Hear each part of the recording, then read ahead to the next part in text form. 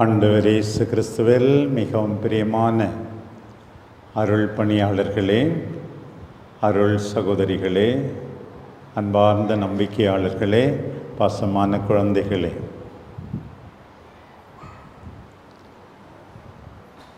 நம்மில் பலர்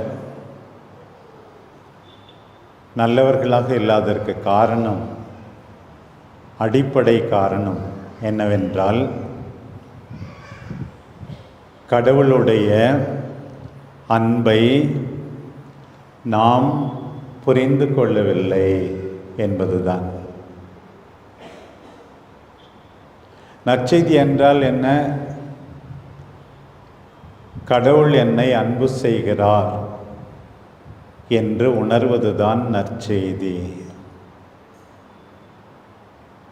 கடவுள் தம் அன்பை பலவிதங்களிலே வெளிப்படுத்தி இருக்கிறார்.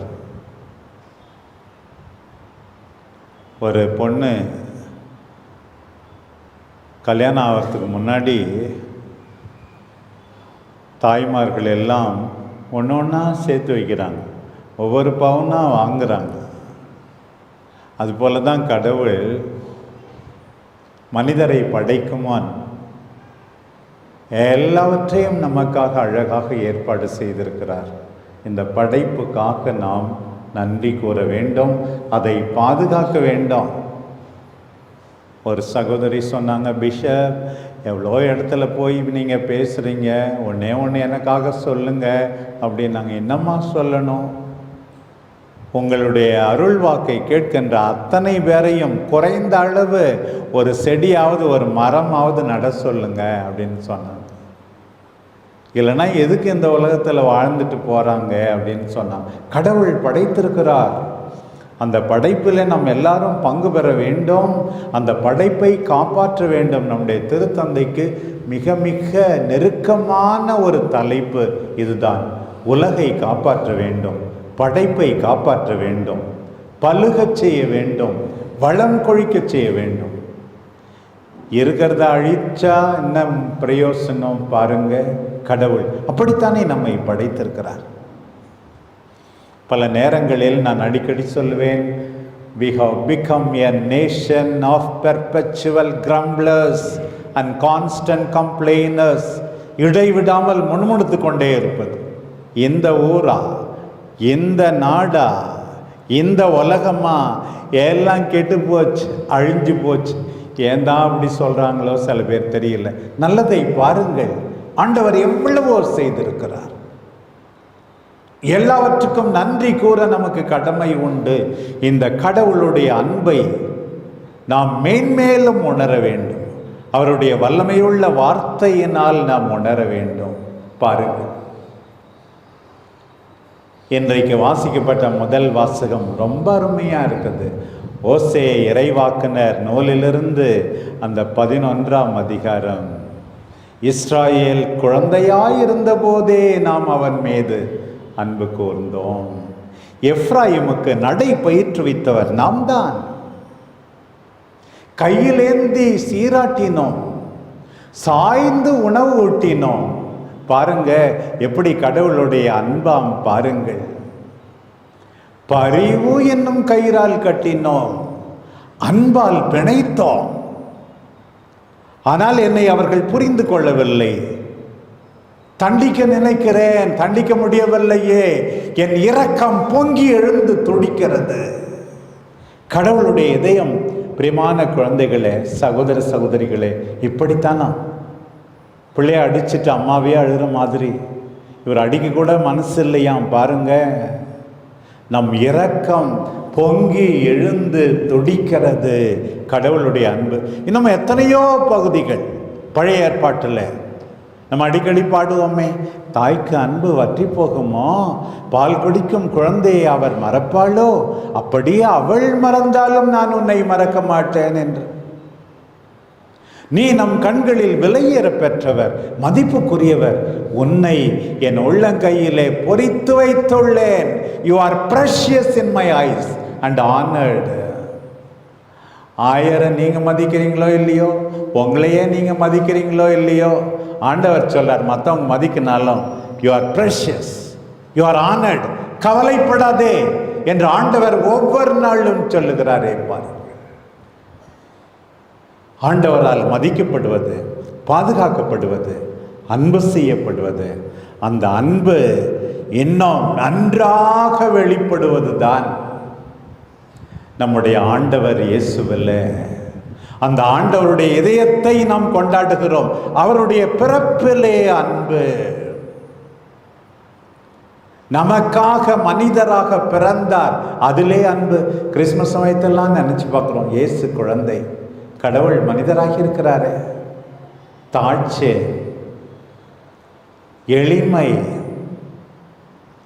பொன் சிரிப்பு எல்லாம் நிறைந்த நம்ம இயேசுவை நாம் காண்கின்றோமே. அவர் வளர்ந்த விதத்திலே அன்பு பாருங்கள்.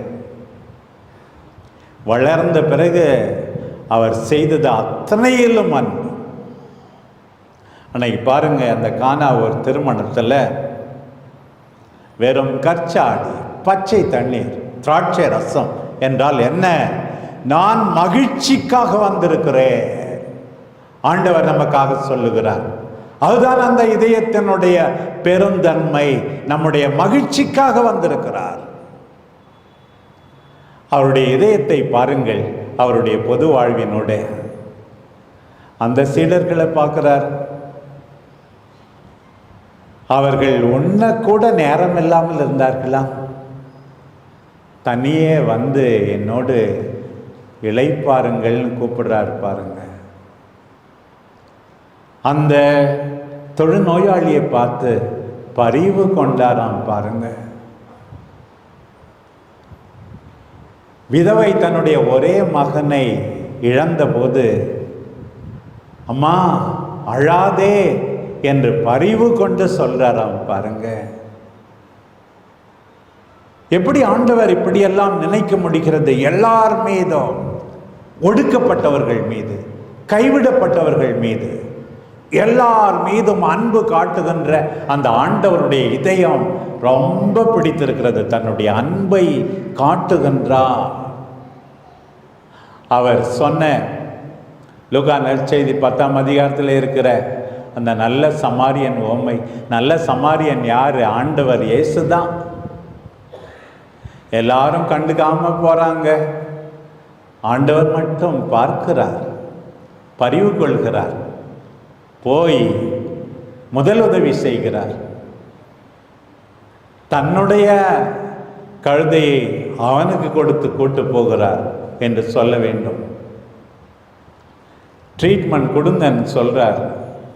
இது மட்டும் இல்லை, இருக்கிற காசை இப்போ கொடுக்குறேன், வேற ஏதாவது செலவுன்னா திருப்பி வரேன், ஃபாலோ அப் பாருங்க.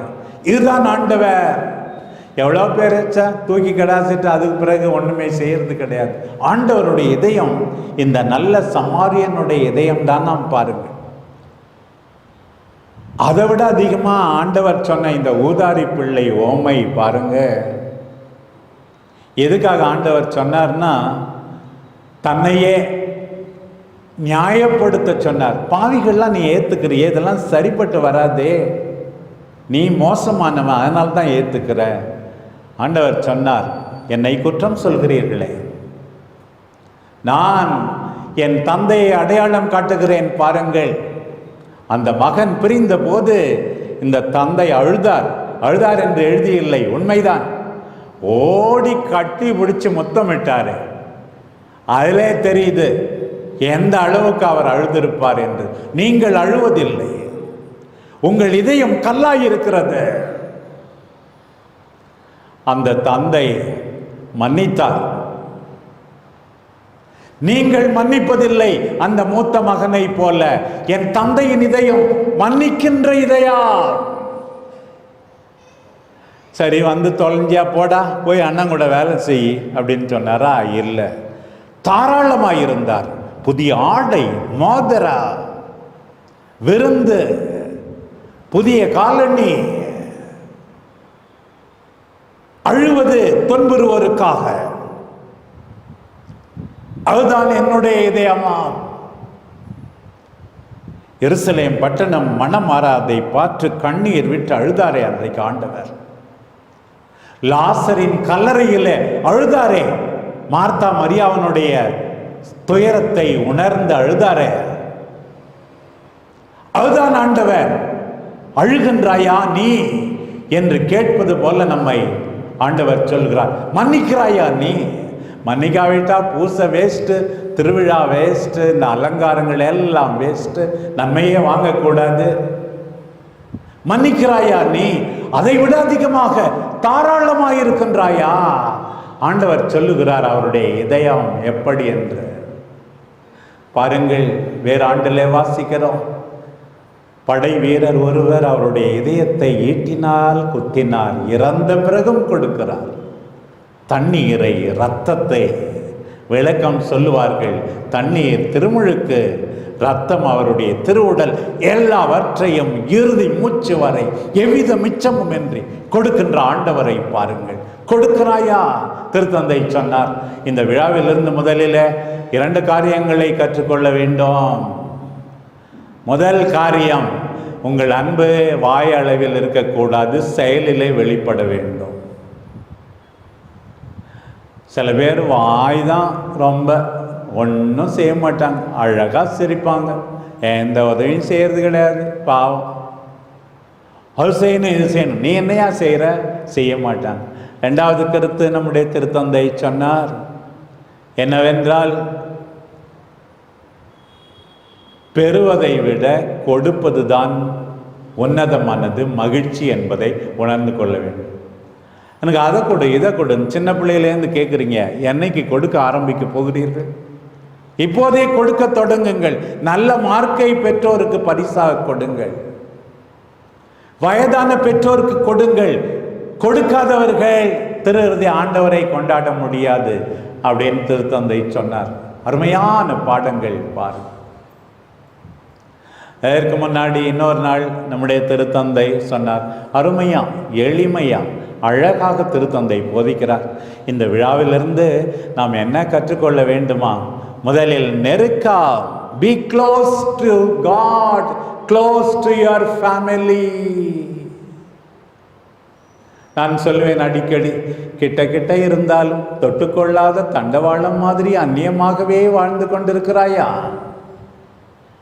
கடலில் இருக்கிற கூழாங்கல் மாதிரி தொடப்படாமலேயே, ஈரமாகாமலேயே இருந்து விடுகிறாயா? அப்படி வாழ்க்கை இருக்கக்கூடாது. கடவுள் நமக்கு ரொம்ப க்ளோஸா இருக்கிறார். நெருக்கம். 2வது இரக்கம். மற்றவர்கள் கண்ணீரை பார்த்து நீ சும்மா இருக்கிறாயா? இரக்கம். 3வது மென்மை என்று ஆண்டவர் சொன்னார், திருத்தந்தை சொன்னார். மென்மையாக மாறு. Be soft, gentle. என்னதான் வாரி கட்டிக்க போற? இப்படி கடின இதயத்தோடு நீ இருந்தால். இன்னொரு முறை நம்முடைய திருத்தந்தை சொன்னார் மிக அழகாக, இந்த திருவிழா நேரத்தில் நம்ம எல்லாருக்கும் கடந்த கால நினைவு வேண்டும். நம்ம ஸ்டான்லி சொல்லுவார், எனக்கு எப்போ ஃபாதர் ராய், நீங்கள் எப்போ பார்த்தாலும் ரிமெம்பர் யுவர் ஹம்பிள் பிகினிங்ஸ் அப்படின்னு சொல்லுவீங்க. அது எனக்கு ரொம்ப பிடிக்கும். உன்னுடைய சாதாரண தொடக்கத்தை மறந்து விடாதே. Remember your humble beginnings. திருத்தந்தையும் சொல்றார், today is the feast of remembrance, today is the feast of memory. Oh, give thanks to the Lord, for He is good. His great love is without end. Israel மக்கள் எப்படி அந்த திருப்பாடல்களை பாடினார்கள். ஆண்டவரே, எவ்வளவு செய்திருக்கிறேன், நான் இன்றைக்கு நன்றி கீதம் பாட வேண்டும். ஆண்டவரே, என்னை உயிராக வைத்திருக்கிறீரே. இன்றைக்கு சூரமங்கலம் திரு ஆண்டவர் ஆலயத்தில் நிற்க வைத்து வழிபாட்டுக்கு தலைமை ஏற்க வைத்திருக்கிறீரே. எல்லாம் உம்முடைய பிச்சை, நீர் போட்ட பிச்சை, கனிவு, வேறொன்றும் இல்லை. நான் உயிராய் இருக்க தகுதி இல்லை, பேச தகுதி இல்லை. ரிமெம்பர். எப்போது நாம் ரிமெம்பர் பண்ணுவோம்? ஆண்டோடைய வார்த்தையை மீண்டும் மீண்டும் வாசிக்கணும். ரொம்ப நாளைக்கு இங்கே வரல தான், ஆனால் மனசு இருந்தால் ஆயருடைய ஒவ்வொரு பிரசங்கத்தையும் நீங்கள் கேட்டுருக்கலாம். இருந்தாலும் நிறைய பேர் கேட்கலன்னு எனக்கு தெரியும். எத்தனை பேர் எங்கேருந்து கேட்குறாங்கன்னு எனக்கு க்ளீனாக தெரிஞ்சிடும். Remember. Do not forget. Do not forget. Remember, memory. அதுக்காக தான் ஆண்டவருடைய வார்த்தை. எங்கே மறந்து போய் தவறு செய்து விடுவோமோ என்றுதான் ரிமம்பர். இதை என் நினைவாக செய்யுங்கள். ரிமம்பர், கல்வாரி பலியை நீங்கள் நினைவு கூறுங்கள். இதுதான் திருத்தந்தை சொல்வது. Remember, memory. இரண்டாவது திருத்தந்தை சொன்னார் இன்னொரு நாள், suffer for your brothers and sisters, suffer for your family, suffer for those who are in need. தேவையில் இருப்பவர்களுக்கு, குடும்பத்தாருக்கு துன்புறு. அப்படித்தானே அன்றைக்கு மார்கரெட் அலகோக் என்ற அந்த அருள் சகோதரிக்கு காட்சி கொடுத்தார். துன்புறுகின்ற இயேசு நம்முடைய பாவத்துக்காக மட்டுமல்ல, மக்களுக்கு வாழ்வு கொடுக்க துன்புறுகின்ற இயேசு. துன்புற நீ மனம் இல்லை. நான் எதுக்கு? நான் உட்காந்து மொபைலை பார்த்துக்கிட்டு இருப்பேன், டிவி பார்ப்பேன், விளையாடுவேன். நான் இதுக்கு வேலை செய்யணும், பெருக்கணும், துடைக்கணும். நீ தானே என்னை பெத்த, நீயே எல்லா வேலையும் செய். சில பேர் பாருங்க, எப்படியெல்லாம் வாய்ப்பு கிடைக்கிறதோ அப்போதெல்லாம் வீட்டு வேலைகளில், குடும்பத்துக்கான ஆக்க பணியில் பங்கெடுத்து துன்புற வேண்டும். அதுதான் ஆண்டவருக்கு பிரியமானது. மூன்றாவது திருத்தந்தை சொன்னார், கன்சோல், ஆறுதல் அளியுங்கள். ஆறுதல் அளியுங்கள். நம்முடைய வேலையெல்லாம் எல்லாருக்கும் ஆறுதல் அளிப்பது. நம்முடைய ஆண்டவர் ஆறுதல் அளிக்கிறார். Console people, encourage people. திருஇறுதி ஆண்டவர் அப்படித்தானே, நாமும் அப்படித்தான் செய்ய வேண்டும். அதற்கெல்லாம் அடிப்படை என்ன? வல்லமையுள்ள வார்த்தை, புனிதமிகு நற்கருணை.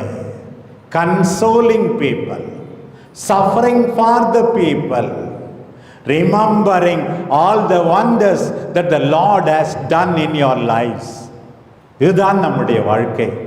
5ஆம் தேதி 3 நாள் முன்னாடி திருத்தந்தை சொன்னார்,